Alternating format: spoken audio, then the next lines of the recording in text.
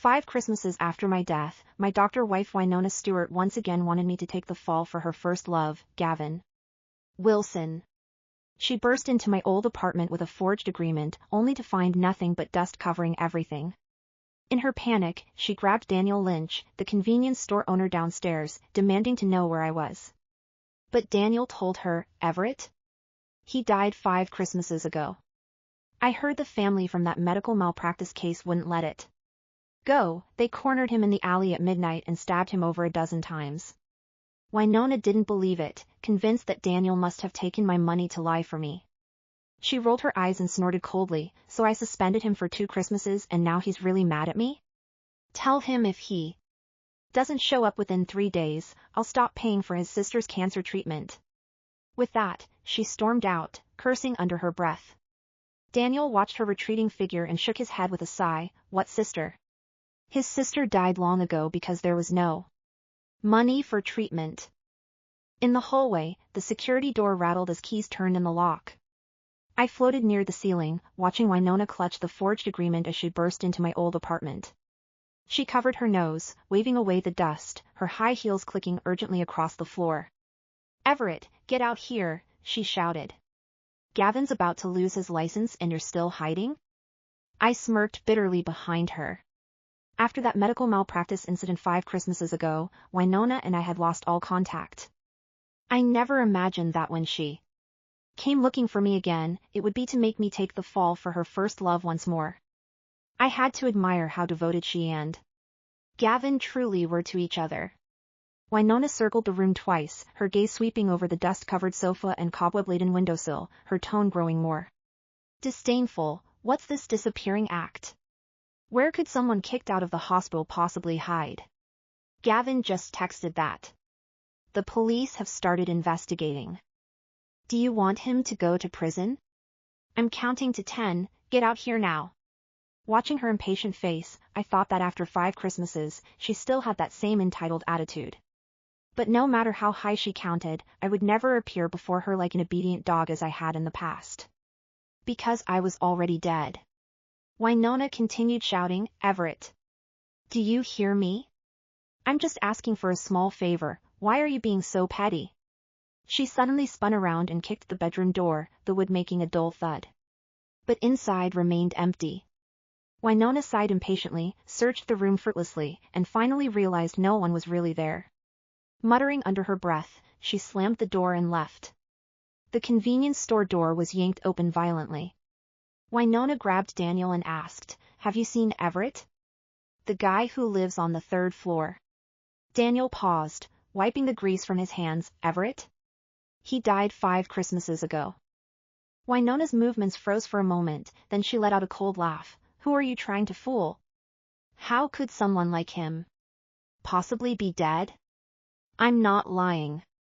Daniel pointed toward the alley entrance. 5 Christmases ago, the family from that medical malpractice case cornered him in the alley and stabbed him over a dozen times. He died on the way to the hospital. What's your relationship to him? The fluency of his answer made a flicker of confusion cross Wynona's eyes. She frowned slightly, her expression showing a trace of pain I couldn't understand. But then her phone buzzed, drawing her attention. It was a text from Gavin. Forget it, Everett must still be angry with me and will just make excuses. Don't trouble yourself for my sake.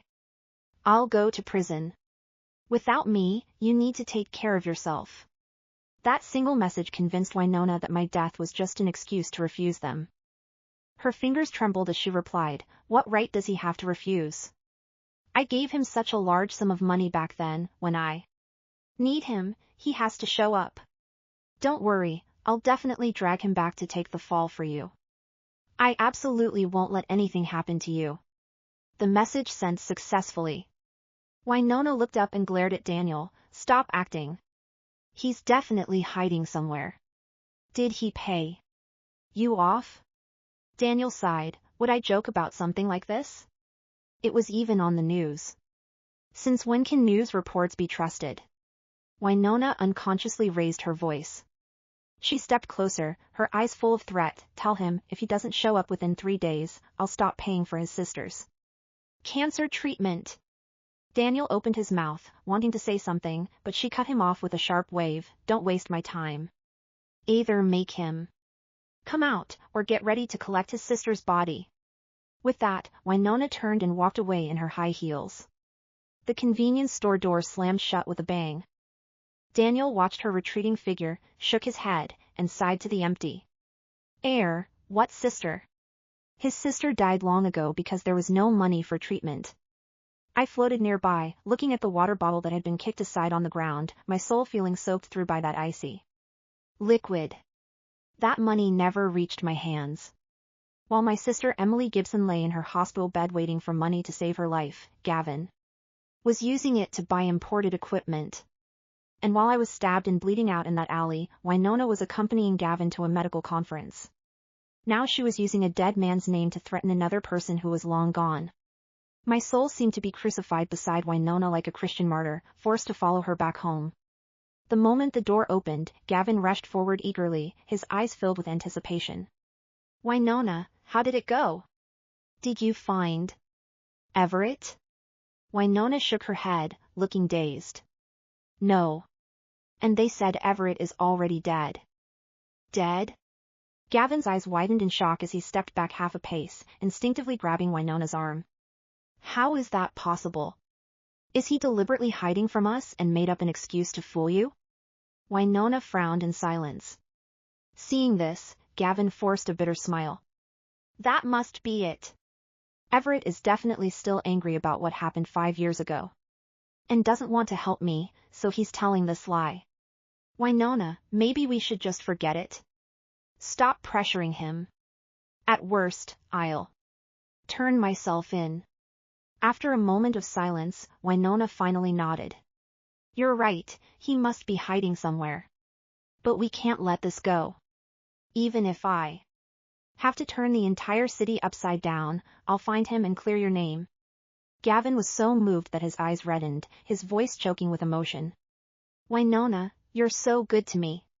However, Wynona suddenly interrupted him, her tone hesitant. If Everett can come up with such an excuse, he must be truly angry. Gavin, this is the last time I'll help you. Once he takes the blame for you and gets out of prison, we should go our separate ways. Standing nearby, I was so shocked I almost forgot I was already dead. Wynona was actually suggesting she wanted to cut ties with Gavin? I still remembered how she had fought with me tooth and nail over this man 5 years ago. We'd been married less than a year when Gavin returned to the country and specifically transferred to our hospital. From then on, they constantly flirted right in front of me. Whenever I questioned it, she'd accuse me of being paranoid. But now, she was actually suggesting ending it all? A flash of stiffness crossed Gavin's face, but Wynona missed it. She turned away, her tone softening. I need to return to my family eventually. I gave him money last time, and I've really neglected him these past few years. To be honest, I feel quite guilty about it. Gavin looked at her in disbelief. You don't want me anymore? I don't know. Her eyes darted away, her frown deepening. It's just that ever since leaving Everett's place, I've felt uneasy. Like something terrible is about to happen. She paused, then her tone became resolute again. But I will definitely see this through for you. I won't stand by and watch you go to prison. I'm going to find him right now. Wait for my news. With that, she turned and left, her retreating figure radiating determination and resolve. Gavin remained standing there, motionless. The pitiful, vulnerable act from moments before had completely vanished. I could clearly see his eyes had turned cold as a poisoned blade. And what escaped through his clenched teeth was actually my name.